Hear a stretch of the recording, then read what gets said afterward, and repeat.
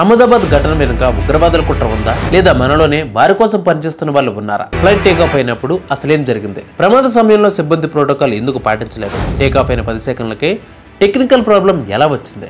అహ్మదాబాద్ తెర వెనుక ఉన్న కథ ఏంటో తెలుసుకుందాం.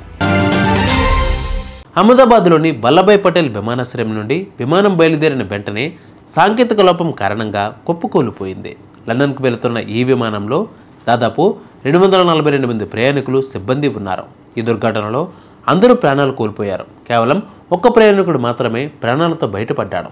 ఈ ఘటన భారతదేశంలో చీకటి రోజుల్లో ఒకటిగా మిగిలిపోయింది.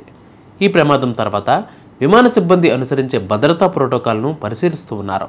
విమానంలో టేకాఫ్, ల్యాండింగ్ సమయంలో సిబ్బంది వాళ్ళు చేసే ప్రోటోకాల్ పనులు, అంటే ఇలాంటి ప్రమాదంలో సిబ్బంది చేయాల్సిన లేదా పాటించవలసిన పనులు చేశారా లేదా, అలాగే దీని వెనుక ఎవరైనా కుట్ర ఉందా, అంటే ఉదాహరణకు తమ 2 చేతులను తొడల కింద ఉంచి కూర్చోవడం మీరు గమనించి ఉండవచ్చు.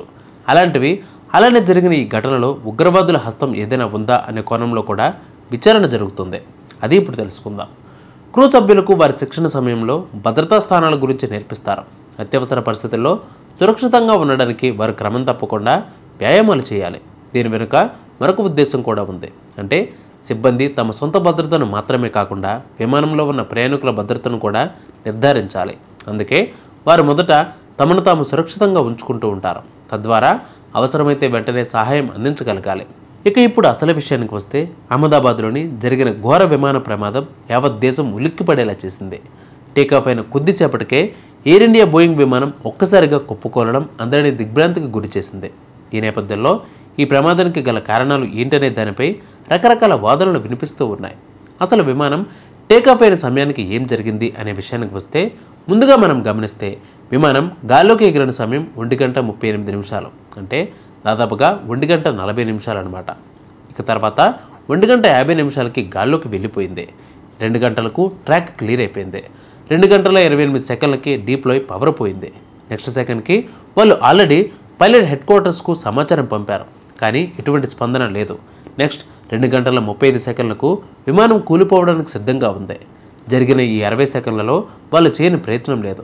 ఇక చివరిగా 2:45 విమానం మెడికల్ కాలేజీపై కుప్పకూలిపోయింది. అసలు బోయింగ్ 787 డ్రీమ్లైనర్ ప్రపంచంలోని అత్యంత సురక్షితమైన విమానాలలో ఒకటి. ఒక్క ఇంజిన్తో కూడా సముద్రాల మీద ఎగరగలదు. అలాంటిది ఈ విమానం కుప్పకూలిపోవడం అంటే నమ్మశక్యంగా లేదు. ఇందులో బయట ప్రపంచానికి తెలియని మిస్టరీ ఏదో ఉంది అనే అనుమానాలు అయితే వ్యక్తమవుతూ ఉన్నాయి.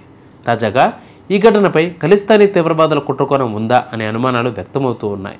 ఖలిస్తానీ ఉగ్రవాది గురుపత్వంత్ సింగ్ పన్ను చాలా రోజులుగా భారత విమానాలపై దాడులు తప్పవని హెచ్చరిస్తూ రావడం ఈ అనుమానాలకు బలం చేకూరుతుంది.